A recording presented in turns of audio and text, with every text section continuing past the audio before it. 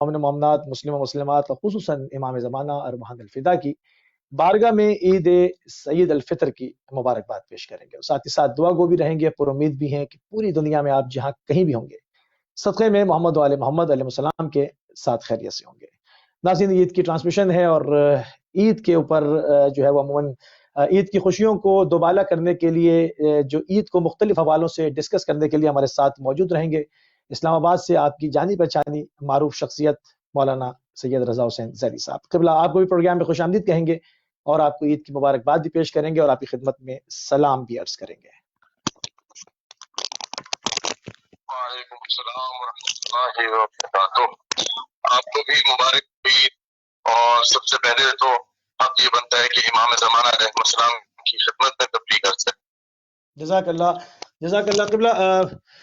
Programme کا باقاعدہ جو ہے وہ آغاز کرتے ہیں، اور سب سے پہلے قبلہ جیسے کہ آج عید الفطر ہے، تو عید کے کیا معنی ہیں، کیونکہ ہم پوری کوشش کرتے ہیں کہ اس میں زیادہ سے زیادہ جو ہے وہ علم کو جو ہے وہ ارسال کیا جائے، لوگوں کو اذان عالیہ تک پہنچایا جائے، خصوصاً نوجوان جو ہمارے ہیں اس سے زیادہ ہمارے پروگرام سے مستفید ہو سکیں۔ عید کے لغوی معنی کیا ہیں؟ عید الفطر جو ہم مناتے ہیں، اس کے اگر لغوی معنوں میں آپ جائیے تو عید جو ہے وہ فعل عاد سے نکلا ہے، اور اس کے مفہوم یہ ہے کہ ہر بیماری، پریشانی، غم، اس سے جو دوری ہو یعنی نجات ہو، اس کا نتیجہ پھر یہی نکلتا ہے کہ خوشی ہو۔ تو عید تو اس مفہوم میں ہوئی۔ اب یہ جو ہم عید الفطر کہتے ہیں، یہ نکلا ہے فطر سے، فطرہ۔ یہ اس کے معنی ہوتے ہیں شگافتن، یعنی کھل جانا۔ تو یہ اس مفہوم میں ہوتا ہے کہ روزے کھل گئے، یعنی اب روزہ نہیں ہے۔ وہ چیزیں جو اللہ تعالیٰ نے ہم پر حرام کی تھی اس ماہ مبارک میں حلال تھی، لیکن اس ماہ رمضان میں روزوں کی وجہ سے ہم پر کھانا پینا حرام ہو چکا تھا، مثلا جب ہم روزے میں تھے، تو اب وہ پابندی کھل گئی ہے۔ تو وہ عید الفطر اس طریقے سے یہ اس کا لغوی مفہوم نکلتا ہے، یعنی وہ خوشی ہم مناتے ہیں اس چیز کی کہ وہ باقی پھر روایات کا سہارا لیں گے کہ پھر اس میں خوشی کیا ہے، تو وہ پھر انشاءاللہ بعد میں، البتہ جو لغوی آپ نے مفہوم فرمائے وہ لغوی مفہوم یہ نکلتے ہیں۔ صحیح۔ تو قبلہ عید الفطر، اس کو عید الفطر بھی کہا جاتا ہے، تو اس حوالے سے بھی تھوڑا سا گزارش کر دیں تاکہ ہم اس کو آگے مختلف اور جہتوں کے ساتھ جو ہے وہ ڈسکشن کو آگے بڑھائیں۔ کہ عید الفطر اسی لیے اس کو کہا جاتا ہے کہ فطر کے مفہوم ہے کہ ہم جب روزہ رکھتے ہیں، روزے رکھتے ہیں 30 دن یا 29 دن، جو پورے ماہ رمضان کے اندر ہم عید روزے رکھتے ہیں، روزے میں رہتے ہیں، اب کیا ہوا ہے، اب یہ روزہ ہمارا کھل گیا ہے، تو یہ فطر یعنی کھلنے کے مفہوم میں، لغوی مفہوم میں آتا ہے، تو اسی لیے ہم اس کو فطر کہتے ہیں، عید الفطر۔ تو اب یعنی ہم اب اس چیز کی خوشی منا رہے ہیں کہ اللہ تعالیٰ نے ہمیں یہ سعادت بخشی تھی کہ ہم اس ماہ مبارک میں روزے رکھیں، اللہ تعالیٰ کے قرب کا قرب حاصل کریں اور تقویٰ حاصل کریں، جس طرح سے اللہ تعالیٰ نے لعلکم تتقون فرمایا قرآن میں روزوں کے لیے کہ تاکہ تم تقویٰ اختیار کرو۔ تو ہم عید جو منا رہے ہیں وہ روایات سے ثابت ہے، اس لیے منا رہے ہیں کہ اللہ تعالیٰ نے ہمیں بشارت دے دی کہ میں نے تمہارے سارے گناہ بخش دیے ہیں، چونکہ ہم اس رمضان میں روزے رکھ کے کامیاب ہوئے روزے رکھنے میں، اب ہم اس کی خوشی منا رہے ہیں۔ صحیح۔ اچھا قبلہ، عید الفطر کو کس طرح سے منانا چاہیے؟ کیونکہ ہم دیکھتے ہیں کہ 30 دن تو 29 دن 30 دن تو لوگ بہت زیادہ جو ہے وہ کوشش کرتے ہیں ایک اپنے قلب کو پاک کرنے کے لیے، پروردگار کی بارگاہ میں خضوع و خشوع سے عبادت کرنے کے لیے تمام چیزیں کرتے بھی ہیں، مگر سب کی بات نہیں کر رہا ہوں، مگر اکثر لوگ جو ہیں، ایک اکثریت جو ہم دیکھتے ہیں کہ جیسے ہی چاند ہوتا ہے عید کا اور چاند رات ہوتی ہے، وہ بالکل جو ہے وہ اس سے 190 ڈگری اپوزٹ ہو جاتے ہیں، اور جو کچھ انہوں نے ماہ مبارک رمضان میں ان کی پریکٹسز رہی ہوتی ہیں اس سے وہ بالکل مختلف جو ہے وہ کام کر رہے ہوتے ہیں، حرام و حلال کا بھی ایون جو ہے وہ اس کے اندر رعایت نہیں کرتے۔ تو کس طرح سے عید کے دن کو کس طرح سے منانا چاہیے؟ دیکھیے، عید کے دن عموماً دیکھا جاتا ہے کہ ہم لوگ رسم و رواج کے زیادہ قائل ہیں بنسبت دین کے قائل ہونے کے. ہم لوگوں سے ملنا جلنا بلاسے صلہ رحمی کے باب سے دیکھیں تو بہت اچھی چیز ہے، لیکن اس میں اگر اسلامی تہذیب کو زیر نگرانی اگر نہ رکھا جائے، سامنے نہ رکھا جائے، اور آپ محرم نامحرم کا مسئلہ بھی بھول جائیں، اور آپ یعنی وہ چیزیں جو روزے سے ہٹ کے بھی ویسے حرام ہیں، مثلا گانے وغیرہ، تو آپ کہتے ہیں جناب عید ہو گئی ہے تو گانے بھی لگا لیں، آج تو عید ہے، آج تو جناب ہمیں چھوڑ دیجئے، اجازت دے دیجئے. شیطان کو اللہ تعالیٰ نے باندھ دیا تھا اور کہا تھا کہ رمضان میں باندھ دیا ہے، تو اب وہ جو کھل گیا ہے تو یہ خود شیطان بن جاتے ہیں، شیطان کو پیچھے چھوڑ دیتے ہیں اور خود آگے نکل جاتے ہیں. تو یہ جو ہم نے روزے رکھے ہیں، تو اگر ہم نے صحیح معنوں میں اللہ تعالیٰ کی اطاعت کرتے ہوئے روزے رکھے ہیں، اس لیے کہ اے اللہ تو نے حکم دیا ہے، لہٰذا میرے اوپر سخت بھی ہے، گران بھی ہے کہ میں یہ روزے رکھوں.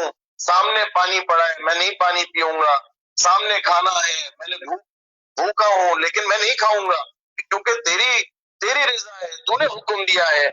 اور اس کے نتیجے میں اللہ تعالیٰ جو ہمیں تقویٰ دے رہا ہے، وہ تقویٰ تو ہم نے اگر اس کو ایک سیکنڈ میں اسی طرح اجاڑ دینا ہے کہ جیسے آیت اللہ بہجت مرحوم، ان کے بیٹے بھی عالم دین ہیں، شیخ ہیں، رہائش پذیر ہیں.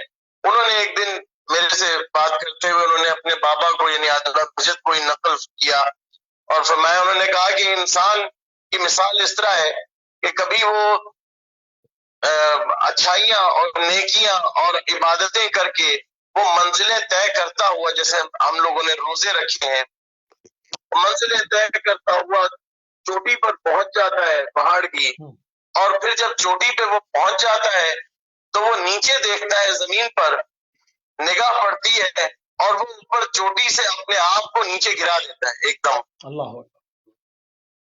ہاں. اور پھر میں نے خود آیت اللہ بہجت سے ایک دفعہ یہ سنا تھا، 11 محرم تھی اور مشہد مقدس میں ایک عالم دین کے گھر میں مجلس تھی، تو وہاں سے نکلے ہم لوگ، تو آیت اللہ بہجت کے پیچھے پیچھے ہم لوگ بھی چل پڑے کہ کوئی نصیحت ان سے ہمیں مل جائے.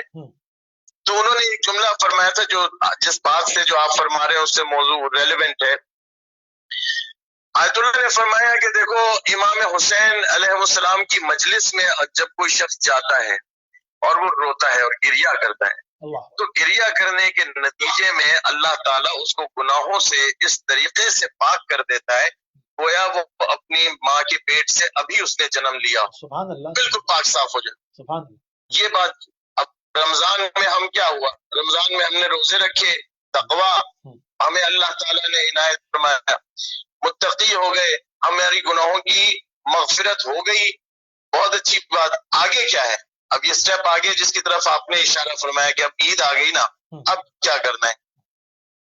آیت اللہ نے فرمایا کہ لیکن پھر اس شخص کے بارے میں آپ کیا فرمائیں گے جو عید کے دن ہو اور وہ صاف ستھرے سفید لباس پہنے اور سفید لباس پہن کے وہ باہر نکلتا ہے غسل لے کے نہا دھو کے اور باہر دیکھتا ہے کہ کوئی یا کیچڑ پڑا ہوا ہے اور وہ اٹھا کے اپنے کپڑوں پہ مل لے، تو اس کے بارے میں آپ کیا فرمائیں گے؟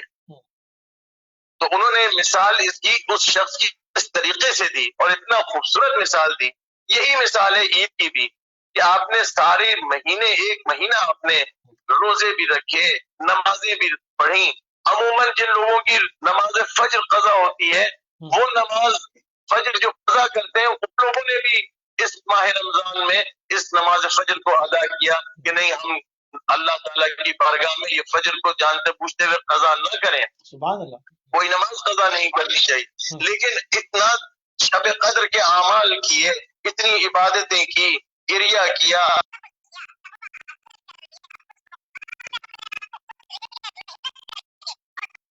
اللہ تعالیٰ نے بھی آپ کو اپنی طرف بلا لیا، اللہ کی طرف سے تو کبھی کمی نہ ہوئی، اب کمی تو ہمارے میں ہے. اللہ نے بھی قبول کیا، ہم نے بھی محنت کی، اب اس کو ایک منٹ میں ضائع کس طریقے سے کر دیتے ہیں کہ چاند رات ہوئی، ارے ہم نے تو شاپنگ پہ جانا ہے، چلے آپ کورونا کی وجہ سے بہت سارے لوگ نہیں جا سک رہے لیکن کورونا ہٹنے کی دیر ہے، پھر آپ دیکھیں کیا ہوتا ہے. اور اس کورونا کے ہوتے ہوئے بھی کیا کچھ ہو رہا ہے کہ وہ نکلے آپ سڑکوں پہ دیکھیے تو لڑکوں نے گانے لگائے ہوئے، یہ اس میں کوئی تفریق نہیں، شیعہ ہو، سنی ہو، اہل سنت کے ہو، کوئی بھی ہو، اونچی اونچی آواز میں گانے لگائے ہوئے. بھائی کیا قیامت آ گئی؟ نہیں جی قیامت نہیں ہے، عید آ گئی. بھئی کس کی عید آئی؟ ہندوؤں کی آئی یا مسلمانوں کی آئی؟ تو کہیں گے نہیں نہیں بھائی مسلمانوں کی آئی ہے، اسی لیے تو ہم نے گانے لگائے ہیں. اور انہیں لڑکوں سے آپ پوچھیے کہ جب اذان کا وقت آتا ہے تو بے شک اہل سنت کے ہوں یا شیعہ ہوں، فوراً گانا بند کر دیں گے. بھائی کیوں بند کر دیا آپ نے؟ ارے اذان ہو رہی ہے. تو کیا ابھی کیا وہ اللہ جو ہر جگہ ہر وقت ہر جگہ موجود ہے، کیا وہ اب موجود نہیں ہے جو تم نے گانے لگا دیے؟ سبحان اللہ. یا پھر آپ جب دیے جاتے ہیں لوگوں سے تو پھر محرم نامحرم کی تمیز چھوڑ دی، تو کیا آپ نے کیا بھول گئے کہ اللہ تعالیٰ نے آپ کو اتنا سب کچھ دے دیا جس کے لیے آپ عید کا اصل مقصد تو یہ ہے جو روایات میں آیا ہے کہ جیسے امام رضا علیہ السلام نے فرمایا، جیسے رسول خدا صلی اللہ علیہ وسلم نے فرمایا، امام صادق سے روایات ہیں، حضور نے فرمایا کہ جب عید فطر کا دن آئے تو تم اپنے گھروں سے باہر نکل آؤ، اور گھروں سے باہر نکل اللہ کو یاد کرو اور سب جمع ہو جاؤ. امام رضا علیہ السلام نے بھی یہ فرمایا کہ جس دن روزے عید ہو تو مسلمانوں کو چاہیے کہ وہ باہر اپنے گھروں سے نکل آئیں اور ایک اجتماعی عبادت کریں تاکہ وہ اللہ تعالیٰ کی وہ دی ہوئی نعمتوں کا شکر گزار ہو سکیں. سبحان اللہ سبحان اللہ. ہم نے عید کا مقصد یہ ہے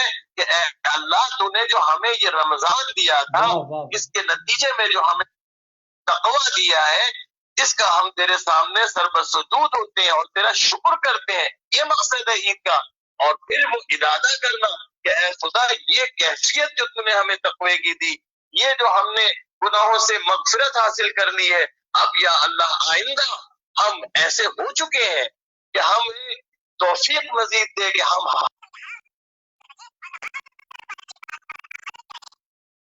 اور جو تیری رضایت ہو وہ اعمال انجام دیں، اور جس سے تو ناراض ہو اس سے ہم بچے.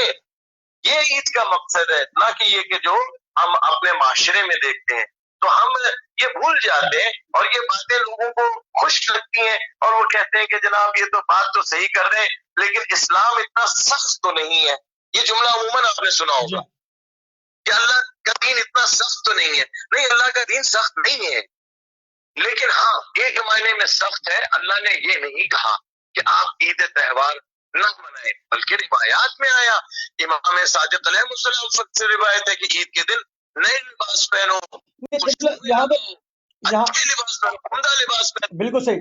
مگر یہاں پر لوگ یہ تاثر دینے کی کوشش کیوں کرتے ہیں کہ اسلام جو ہے وہ سخت ہے اور ہر چیز کی پابندی ہے، حالانکہ کسی بھی جگہ پر آپ جائیں کہ کوئی بھی دین ہو یا کسی ملک میں رہنے کا بھی ایک آئین ہوتا ہے، طریقہ کار ہوتا ہے، کوئی حدود و قیود ہوتے ہیں جہاں پر ان کو کسی چیز سے روکا جاتا ہے، یعنی فسق و فجور سے، فحاشا سے، تو وہ اس کو فوراً کہہ دیتے ہیں کہ جی اس میں سختی بہت ہے دین میں. حالانکہ کسی بھی ملک کا سفر کرتے ہیں تو وہ وہاں کے رولز فالو کرتے ہیں، کہیں پر رہتے ہیں تو اس کے آداب کو وہ جانتے ہیں.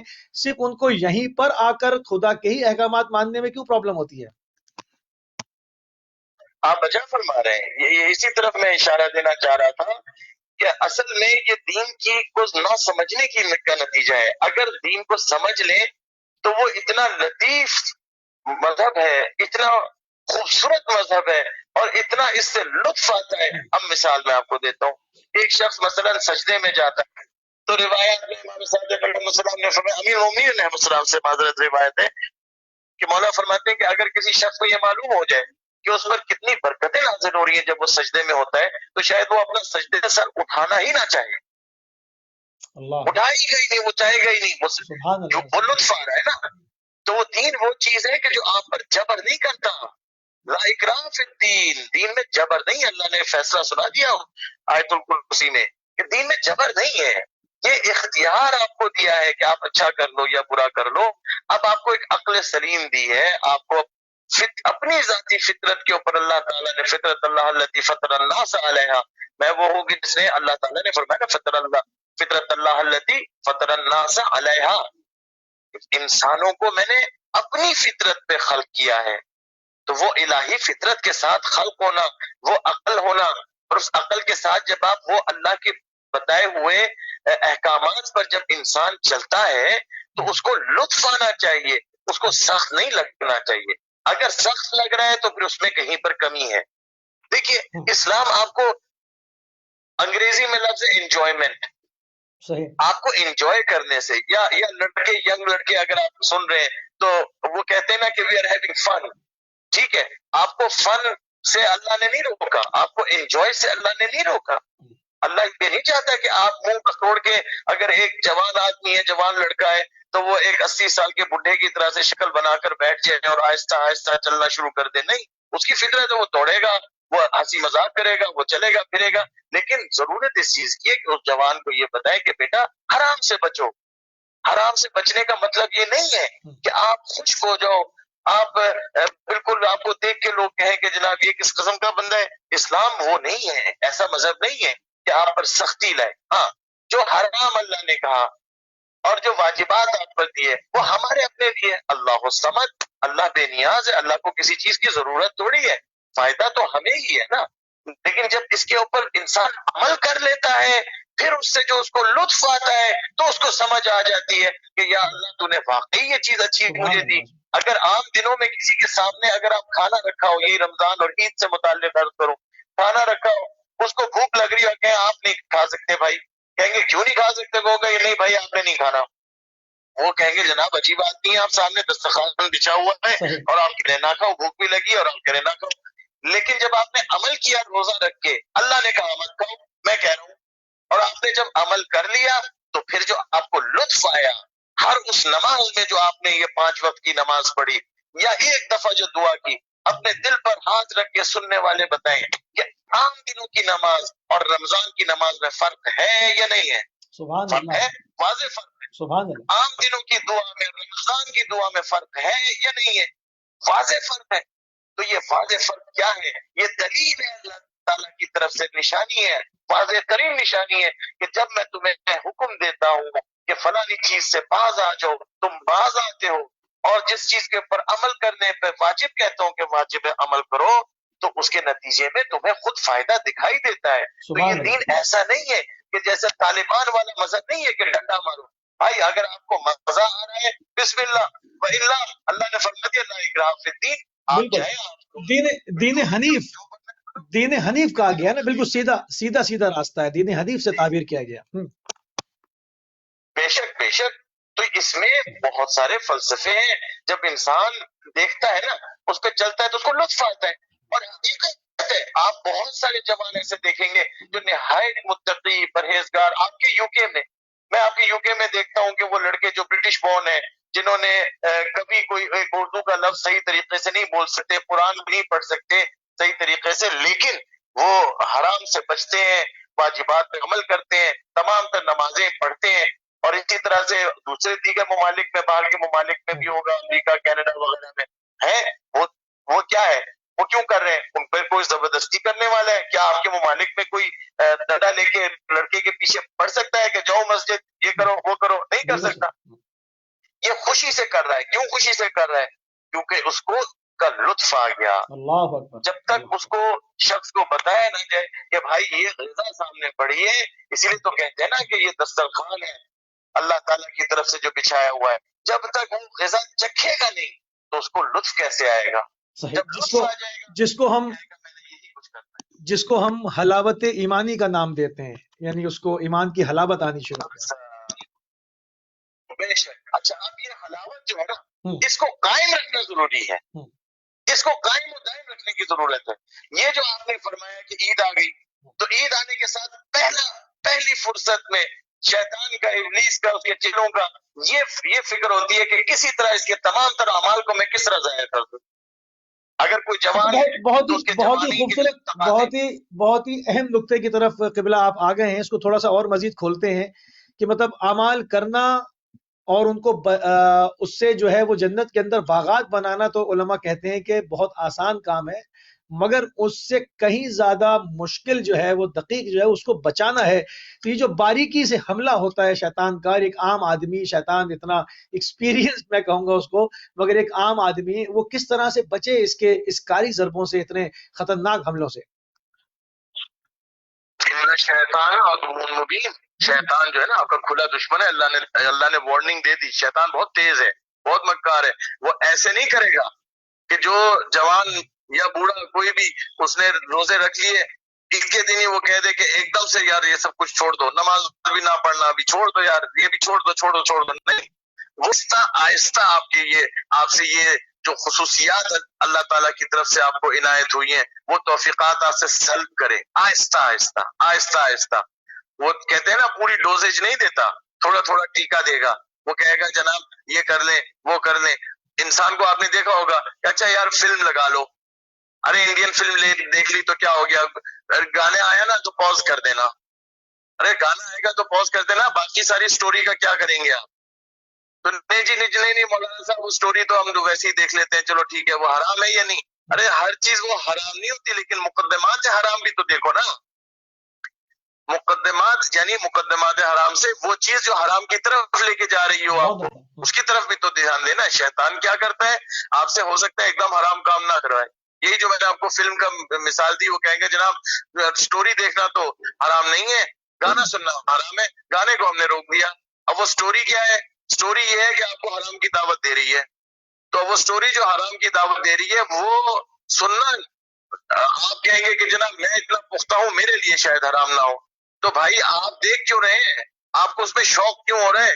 جب آپ کو شوق ہو رہا ہے تو اس کا مطلب ہے آپ اس کی طرف رغبت آپ کی ہے نا، اس شیطانی افعال کی طرف. تو شیطان کیا کرتا ہے؟ آہستہ آہستہ آپ کو لے کے جاتا ہے، ایک دم سے نہیں لے کے جائے گا.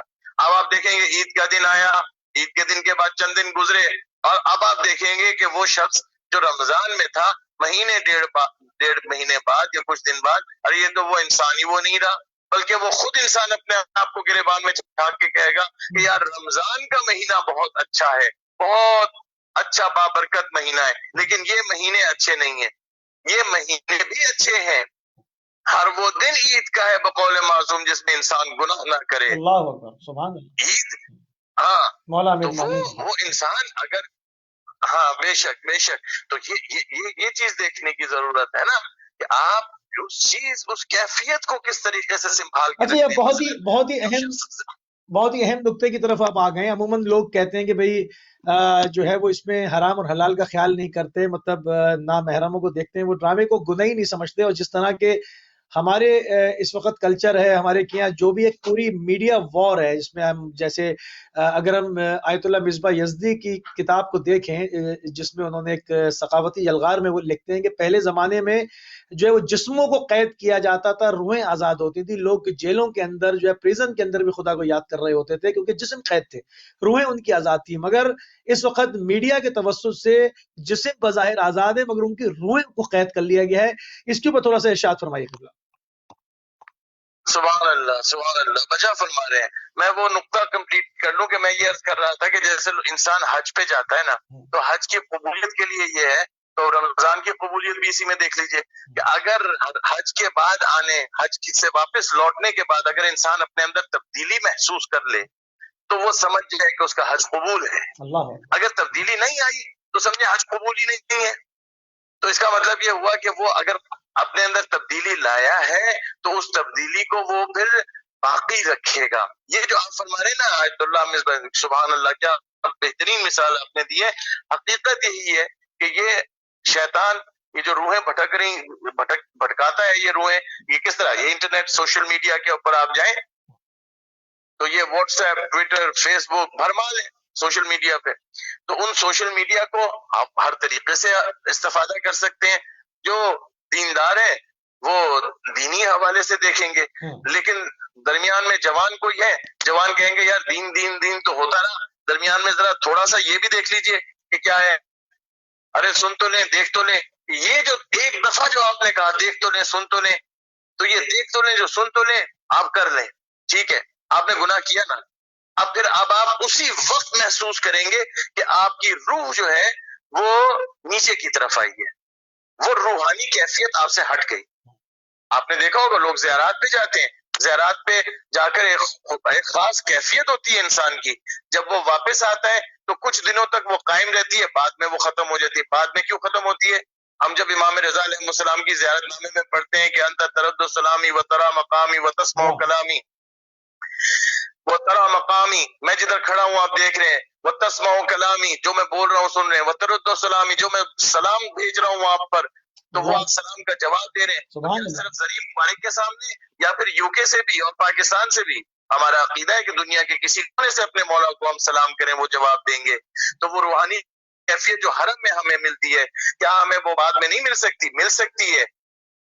ہاں یہ ضرور ہے کہ وہ ان مقامات مقدسہ کی اپنی ایک برکات ہے کہ جہاں ملائکہ کا نزول ہر وقت ہوتا ہے، وہ ایک اپنی بات. لیکن میں بات یہ کر رہا ہوں کہ وہاں سے جو آپ نعمتیں لے کے آئے ہیں ان کو باقی رکھنے کی طرف اشارہ میں کر رہا ہوں. جی قبلہ آپ نے بہت عمدہ بات کی کہ ایک جگہ پر امام صادق علیہ السلام سے بھی اس طرح سے ملتا ہے جیسے کسی وقت وہ کسی سے کلام کر رہے تھے اور آپ نے فرمایا کہ جب تم گناہ کر رہے ہوتے ہو تو تم اور جیسے ہی گناہ کر لیتے ہو تو تمہیں کیا محسوس نہیں ہوتا کہ تم سے کوئی چیز تھی جو گناہ کرا رہی تھی اور جدا ہو گئی؟ تو اسی طرح بالکل حلاوت ایمانی کا بھی معاملہ ہے کہ انسان جب ایک تسلسل کے ساتھ باقاعدگی کے ساتھ اول وقت میں نماز ادا کر رہا ہے، حرام حلال کا خیال کر رہا ہے، غیبت، چغلی، حسد، بغض، ان تمام چیزوں سے بچ رہا ہے، سچ بول رہا ہے، تو وہ ایک حلاوت ایمانی کے ایک ذائقے کے اندر، ایک سرور کے اندر ہوتا ہے. اور اس کا باقاعدہ مشاہدہ کیا جا سکتا ہے کہ ایک چھوٹا سا بھی گناہ، میں گناہ کبیرہ کی بات نہیں کر رہا قبلہ، ایک چھوٹا سا بھی گناہ کرے تو اس کو لگتا ہے کہ اس کی وہ جو جس حلاوت میں تھا، وہ جس ایک لطف کو، ایک اس کے ٹیسٹ کو، ایک مزے کو محسوس کر رہا تھا، اس میں کمی آئی ہے اور وہ پیچھے ہٹائے. اس حوالے سے تھوڑا سا قبلہ تھوڑی سی اور بات کریں تاکہ ہمارے نوجوان زیادہ سے زیادہ استفادہ کریں. جی بالکل، میں آپ کو ایک روایت عرض کروں کہ یہی اسی طرف جو آپ اشارہ فرما رہے ہیں کہ جب ایک روایات میں ہے کہ بعض دفعہ جب انسان گناہ کرتا ہے تو اللہ تعالیٰ اس پر عذاب ایک ایسا نازل کرتا ہے اور اس کے نتیجے میں کیا ہوتا ہے کہ جب وہ نماز میں اللہ تعالیٰ کی طرف رجوع کر رہا ہوتا ہے تو جو اس کو لذت اور لطف آ رہا ہوتا ہے وہ لذت اللہ اس سے چھین لیتا ہے. اللہ اکبر. یہ گناہ کرنے کے نتیجے میں ہے. تو پھر وہ اس کے مقابلے میں جو میں نے پہلے روایت آپ کو عرض کی تھی ام المؤمنین علیہ السلام کی کہ جب انسان سجدے میں ہوتا ہے اس کو معلوم ہو جائے کتنی برکات اس پر نازل ہو رہی ہیں، وہ برکات نہیں رک رہی لیکن وہ جو لطف آیا تھا اس سے اللہ تعالیٰ نے چھین لیا. یہ عذاب ہے، اللہ نے اس کو عذاب بتایا. یہ جو ہم ایک دم سے احساس کر لیتے ہیں کہ ہماری روحانی کیفیت ختم ہو گئی، اسی وقت ہمیں چاہیے کہ انسان 2 رکعت نماز استغفار پڑھے، اللہ کی بارگاہ میں توبہ کرے، اہل بیت کو وسیلہ قرار دے. خدایا مجھ سے کون سی ایسی کوتاہی ہوئی کہ وہ کیفیت مجھ سے چھن گئی. وہ کیفیت عام چیز نہیں ہے، یہ بہت قیمتی چیز ہے. اچھا، بعض لوگوں کو پتہ چل جاتا ہے، یہ بھی ان کی خوش قسمتی ہے، یہ بھی پروردگار کی طرف سے ان کے اوپر لطف و کرم ہے کہ ان کو انڈیکیشن مل جائے. مگر وہ کون سی کیٹیگری ہوتی ہے جن کو بہت عرصے بعد کہیں جا کر کوئی وہ ایسا نیک کام کریں گے پروردگار کی طرف سے، پھر ان کو ہدایت کا سلسلہ ان کا جڑے اور ان کو لگے کہ ہاں بھئی میں کہاں تھا اور کہاں کھڑا ہو گیا، یہ ہوا کیا میرے ساتھ، مجھے پتہ نہیں چلا، اور میں تو اس طرح کا عبادت گزار تھا، اس طرح کا عابد و زاہد تھا. انسان بعد میں فیل کرتا ہے اور پھر دوبارہ سے رجوع کرنا شروع کرتا ہے، زیرو پہ کھڑا ہو جاتا ہے. تو ہر آدمی کو فوراً معلوم بھی نہیں ہوتا، اس کی کیا خاص وجہ ہے؟ ایسا ہے کہ یہ جو انسان کو اللہ تعالیٰ نے ضمیر دیا ہے نا اور یہ فطرت دی ہے جس پر اللہ تعالیٰ نے اس کو خلق کیا اپنی فطرت پر، اور اس میں فرمایا لا تبدیل لخلق اللہ. انسان میں کوئی بلا تفریق سب کو انسان کو اللہ نے اپنی فطرت پہ خلق کیا ہے، تو اس میں کوئی تفریق نہیں ہے. اس کا مطلب یہ ہوا کہ ہر شخص روحانی کیفیت اگر اس پر آ جائے تو اس کو محسوس کرنے کا درک کرتا ہے. اللہ سے جب رابطہ قائم ہو تو وہ جو روحانیت ہوتی ہے اس کو احساس وہ کرتا ہے. جب وہ رابطہ اللہ تعالیٰ سے منقطع ہو جائے جس کے نتیجے میں اللہ تعالیٰ جب مثلا ناراض ہوا تو اس کے نتیجے میں وہ رابطہ، وہ روحانی کیفیت منقطع ہوئی، اس کو پتہ چلتا ہے چاہے وہ کوئی انسان ہو. ہاں یہ ضرور ہے کہ وہ آہستہ آہستہ کر کے پتہ چلے یا ایک دم اسی وقت پتہ چل جائے، اسی وقت پتہ چل جائے تو اللہ کا لطف ہے. یہ جو آپ فرما رہے ہیں کہ کسی کو بہت بعد میں جا کے پتہ چلا، نہیں، پتہ اس کو چل رہا تھا لیکن وہ کیئرلیس ہو رہا تھا، وہ لاپرواہ ہو رہا تھا، وہ کہہ رہا تھا خیر ہے کوئی بات نہیں، خیر ہے کوئی بات نہیں، خیر. یہ معاملہ پھر جاتا کدھر ہے جب یہ خیر اور لاپرواہی میں انسان چلا جائے. امام حسین علیہ السلام جب یزیدی فوج سے مخاطب تھے تو وہ فرما رہے تھے کہ تم لوگوں کے کانوں میں میری آواز اس لیے نہیں آ رہی کہ تمہارے بطون میں، تمہارے پیٹ میں، تمہارے شکم میں حرام لقمہ چلا گیا. حرام لقمہ کی تاثیر انسان کہتا ہے کوئی بات نہیں، یہ تھوڑا سا غلط کام میں کر لوں اور اپنے بچوں کو کھلا دوں. یاد رکھیں وہ حرام لقمہ انسان کو یزیدی بنا دیتا ہے، انسان کو ایسا بنا دے گا کہ حجت خدا امام میں وقت تمہارے سے ہم کلام ہو اور تم نہ سنو. اور عمر ابن سعد سامنے کھڑے ہو کے نتیجے میں کیا کہتا ہے، بکواس کرتا ہے. وہ کہتا ہے کہ میں تو جانتا ہوں کہ آپ جنت کے جوانوں کے سردار ہیں، میں جانتا ہوں آپ فاطمہ الزہرا سلام اللہ علیہا کے بیٹے ہیں، میں جانتا ہوں آپ حسین ابن علی ہیں، رسول کے نواسے ہیں، علی مرتضیٰ کے بیٹے ہیں، لیکن مجھے شہر رہ کی حکومت چاہیے، مجھے کوفے میں گھر چاہیے. لالچ، یہ جو لالچ ہے نا، یہ انسان میں اصل میں غریزہ ایک چیز ہے. انسان میں اللہ تعالیٰ نے بہت ساری چیزیں ایسی رکھی ہیں کہ جن کو ورغلاتا ہے شیطان ان چیزوں سے بہت آسانی سے. مثلا رزق ہے، ہر انسان کی خواہش ہے اس کو رزق ملے، اس کو چاہیے، یہ انسان کا غریزہ ہے، رزق اس کو چاہیے، حلال رزق چاہیے یا حرام رزق چاہیے، بھوک لگی ہے کھانا تو اس نے کھانا ہے. اب وہ انسان ہے اللہ کا بندہ ہے جو کہے کہ نہیں میں حرام نہیں کھاؤں گا، میں حلال ہی کھاؤں گا. شہوت اللہ نے ڈالی، وہ شہوت انسان کی ضرورت ہے.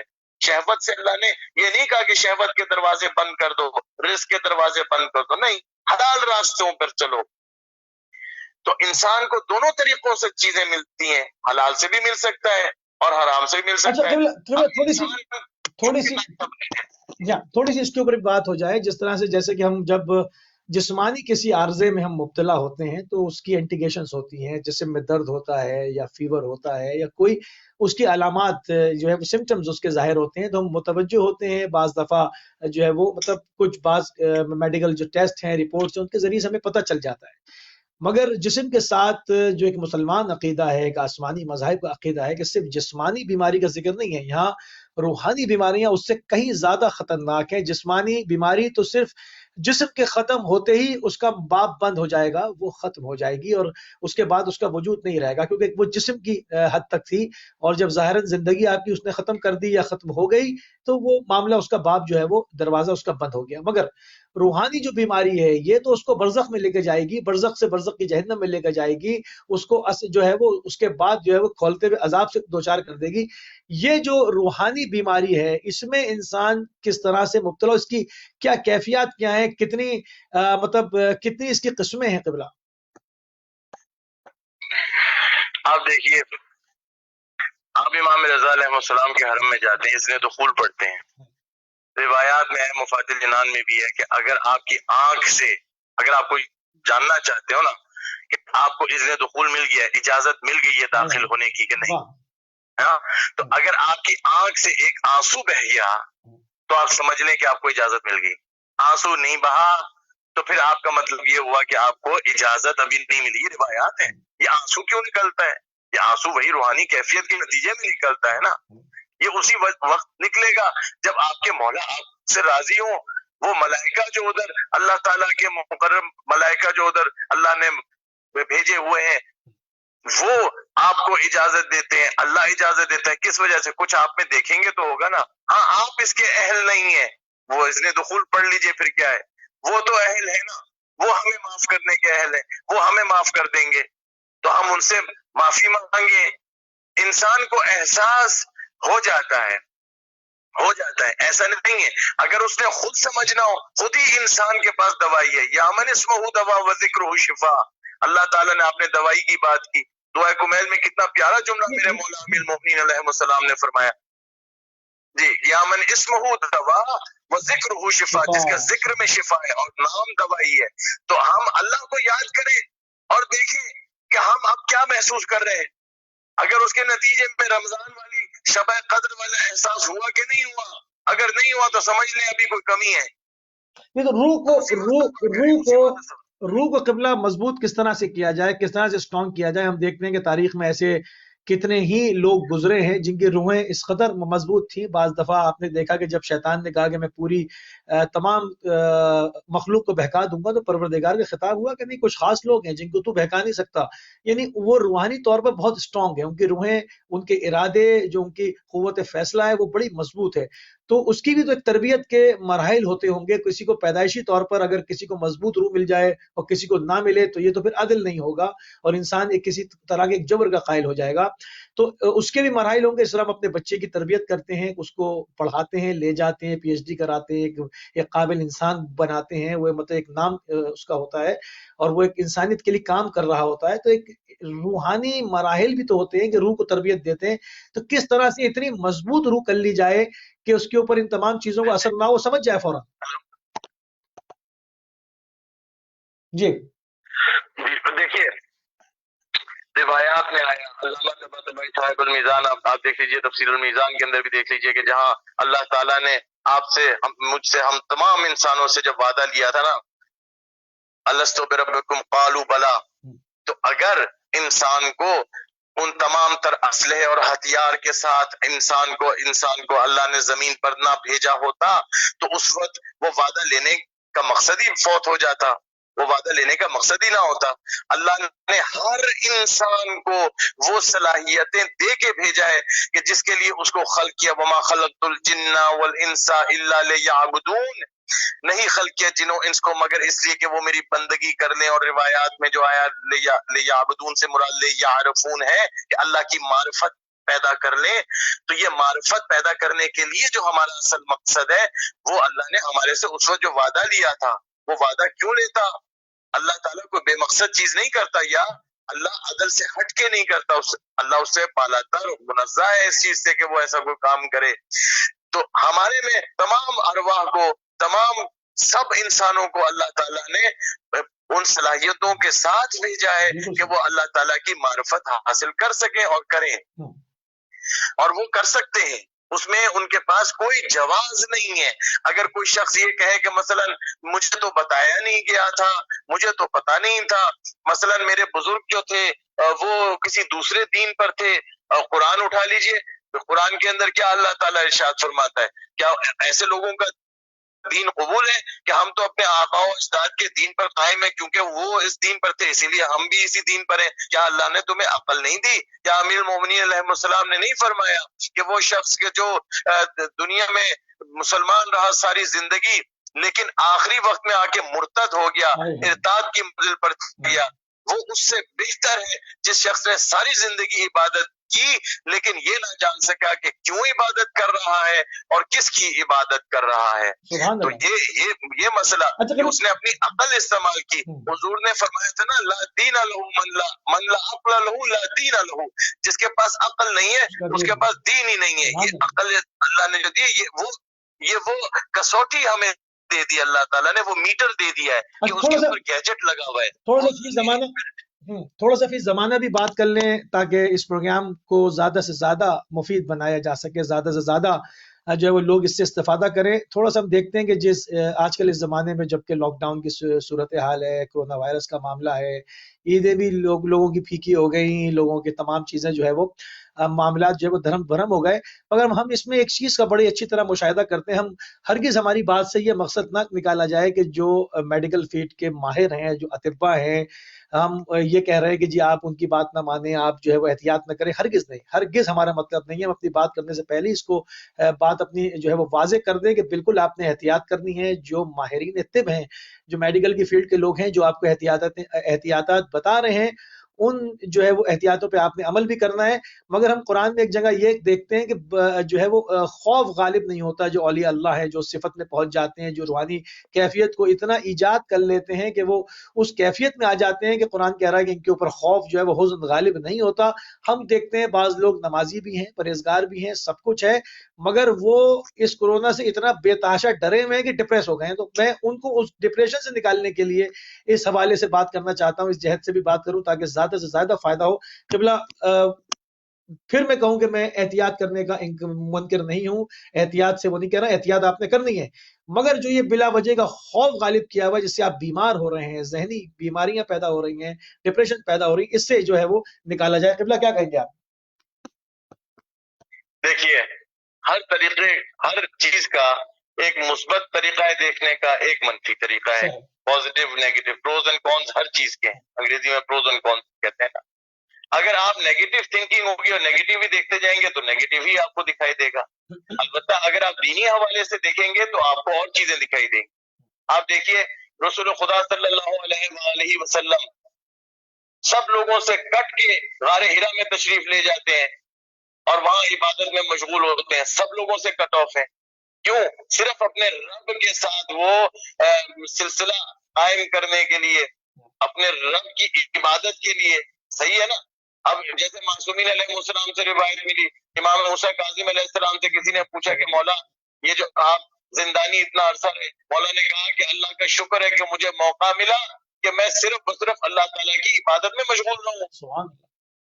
ये एहतिकाफ किस लिए है? एहतिकाफ का मकसद ये है कि आप लोगों से जब कट ऑफ हो जाते हैं, सोशल डिस्टेंसिंग की बात जो कोरोना में हो रही है वो आपको एहतिकाफ के अंदर करने को देता है। क्यों? ताकि आपकी रूह को, हर चीज को एक स्पेस चाहिए ना, एक थोड़ा सा फासला चाहिए, एक डिस्टेंस चाहिए, किया ताकि जाए आप उसको। अपने आप को जरा देख सकें, अपने गिरेबान में झांक सकें, अपने रब से वो रास्ते जो कटे हुए हैं वो दोबारा से सही तरीके से बहाल कर सकें। तो एक तरीके से ये कोरोना जहाँ मुसीबत के तौर पे है, ये तो वहां उसको नेमत के तौर पे भी लिया जाए कि आप रमजान में निकलते बाहर सड़कों के ऊपर जाते तो आंखों का भी रोजा है, कान का भी रोजा है, जुबान का भी रोजा है, जहां जहां मिलेंगे वहां वहां गुनाहों के मौके मिलते थे। लेकिन अब क्या है, आप कोरोना की वजह से घर में अपने बंद हैं, कम से कम बाहर निकलते हैं, मजबूरी की हालत में बाहर निकलते हैं, तो फिर मजबूरी की हालत में ही आप बाहर निकलेंगे तो गुनाह से भी बच रहे हैं आप। अब आप अपने घर में अगर कैद है या घर में नहीं, बाहर नहीं निकल रहे, तो आपको अल्लाह ने बहुत जबरदस्त अपॉर्चुनिटी दी है। कुरान जो कह रहा है, कुरान में जो इरशाद रब ताला हो रहा है कि एक कैटेगरी है, इस पर खौफ गालिब नहीं होता, ला खौफ अलैहिम। मैं चाह रहा हूँ थोड़ा सा इस तरह भी बात हो जाए।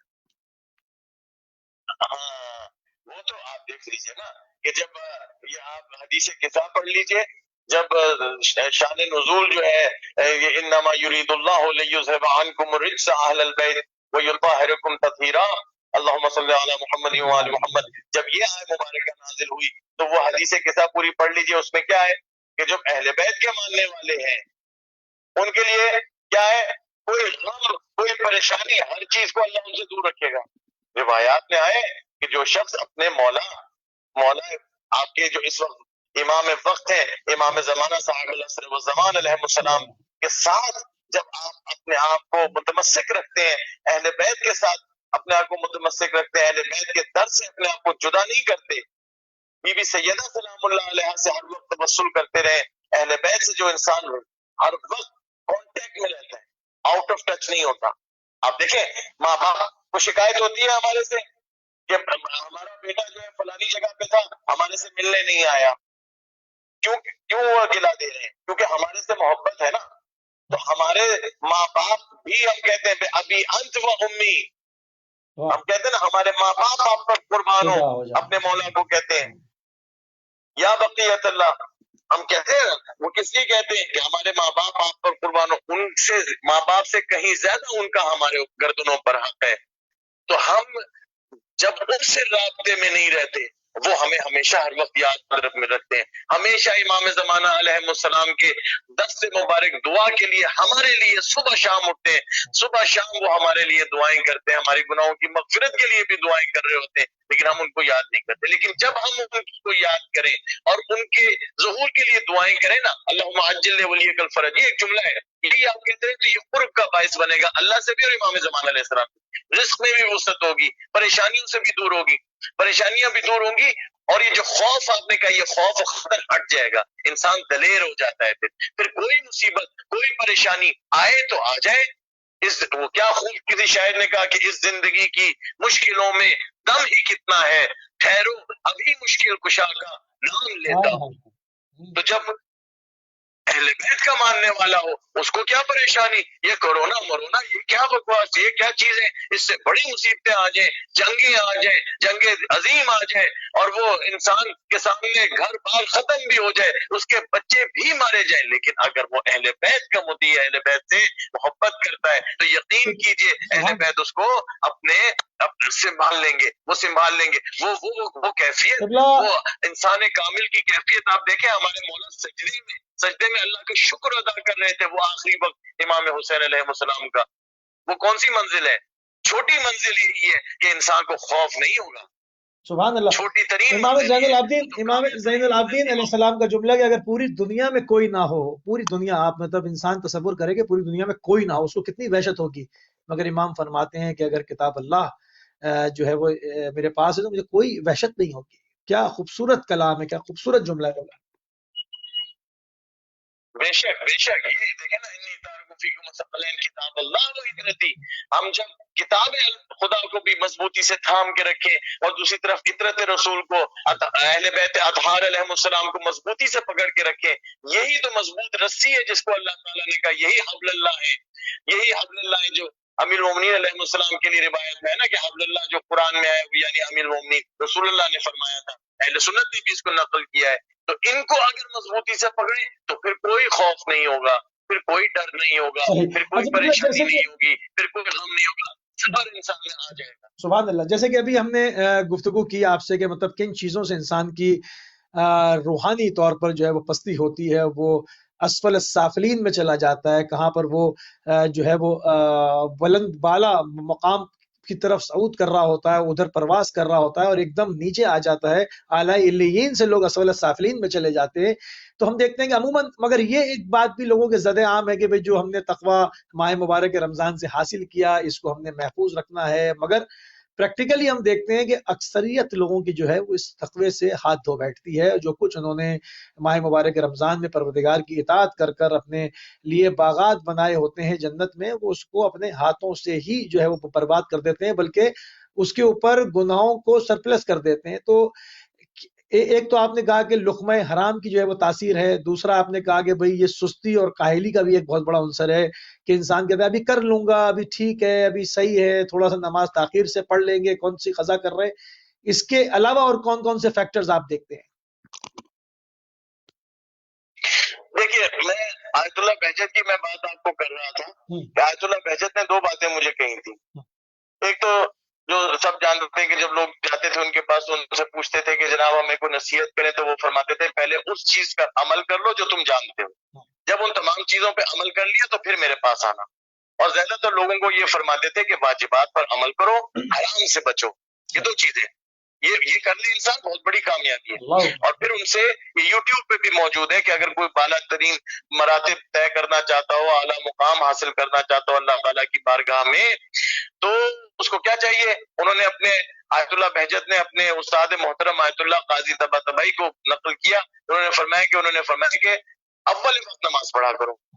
تو کسی نے سوال کیا، انہوں نے کہا کہ آپ کے استاد نے جو کہا اول وقت نماز پڑھا کرو، کیا ان کا مقصد یہ تھا کہ وہ خشوع و خضوع کے ساتھ صحیح طریقے سے اچھا وضو کیا ہو، اس خشوع و خضوع کے ساتھ پوری توجہ کے ساتھ جب وہ اللہ تعالیٰ کے سامنے حاضر ناظر ہو کر وہ نماز پڑھتا ہے تو کیا اس وقت وہ اعلیٰ مقاموں پر پہنچے گا؟ انہوں نے کہا نہیں، اگر ایسا ہوتا تو میرے استاد فرما دیتے.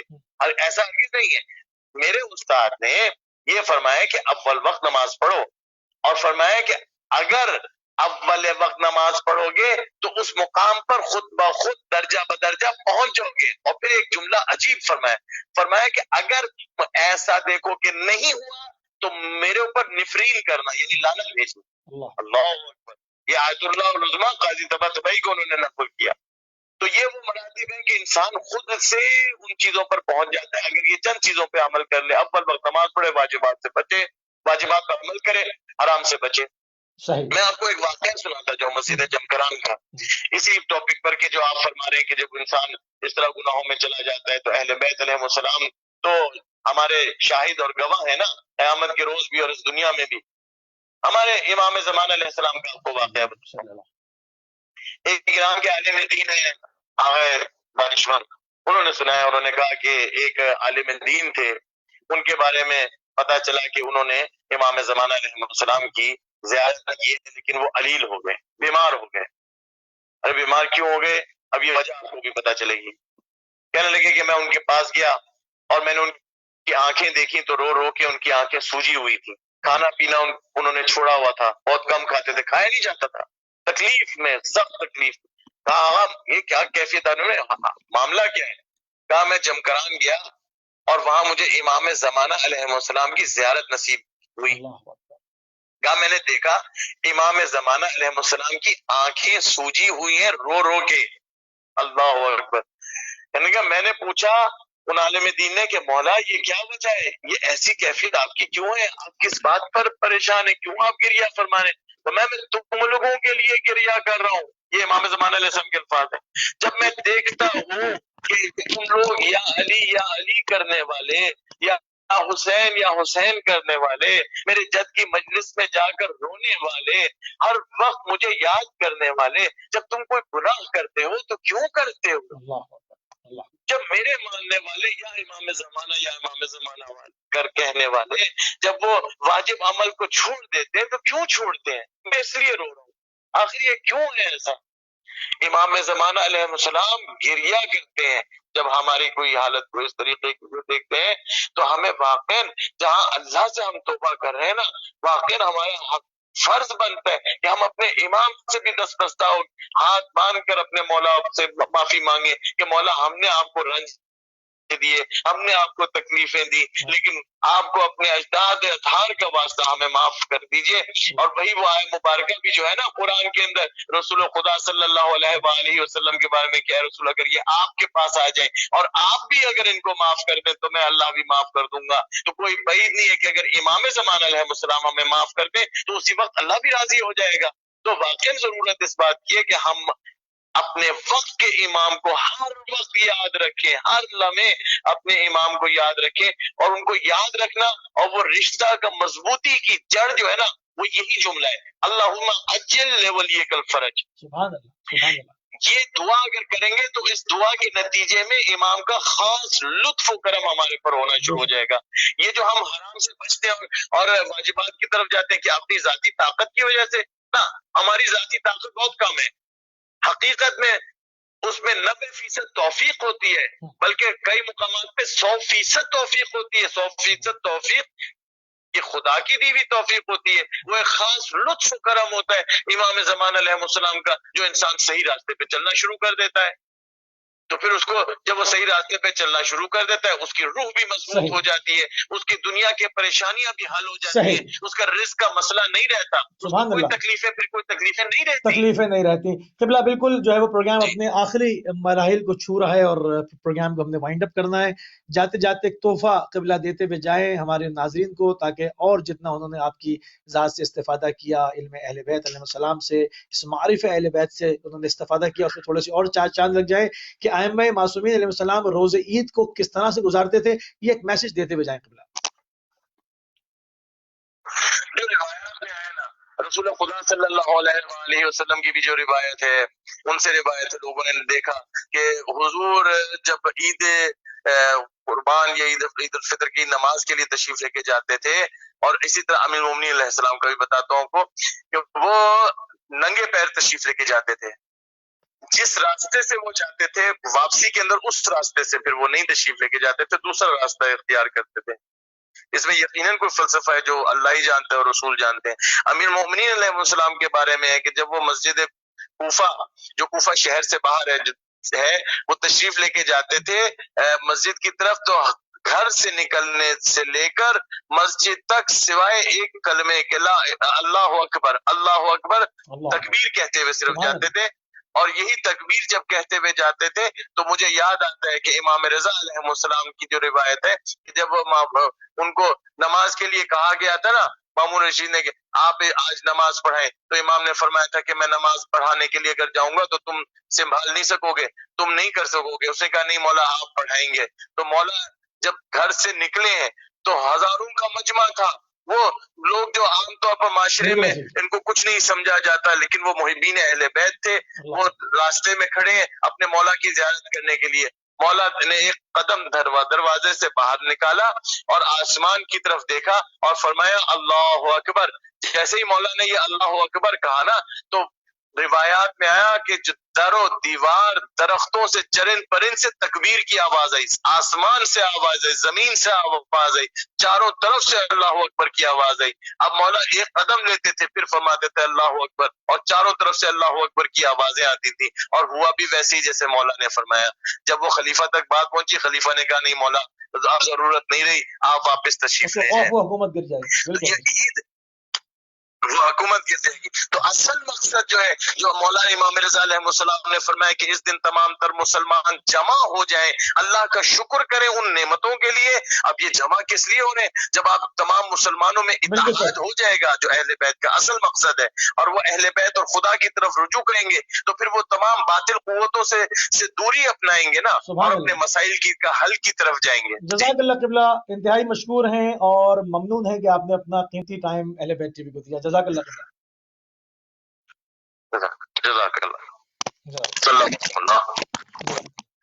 جی ناظرین، آپ سماعت فرما رہے تھے قبلہ مولانا سید رضا حسین زیدی صاحب کو اسلام آباد پاکستان سے. ہم نے پوری کوشش کی کہ یوم عید بھی جو آپ عید کی خوشیاں منا رہے ہیں، اس کو چار چاند لگائے جائیں. صرف اس کی خوشیاں زمین پہ ہی نہ رہیں بلکہ اس کا تذکرہ آسمانوں پہ بھی ہو. آپ کی جو ہے وہ عید، آپ کی پوری جو زحمات تھیں پورے مہینے، آپ نے پروردگار کی بارگاہ میں اس خلوص کے ساتھ عبادت کی، اس کو جو ہے وہ اور زیادہ اس کو صلے میں بزرگ کیا جائے. ہم نے ہر جہد کے ساتھ کوشش کی کہ اپنے ٹائم میں رہتے ہوئے گفتگو کی جائے. ناظرین، ہمارے پروگرام کا وقت ختم ہو گیا. ہماری اور آپ کی ملاقات اب کل ایوننگ آورز میں 5:30 بجے UK ٹائم سے ہوگی. اجازت دیجیے. السلام علیکم ورحمۃ اللہ وبرکاتہ.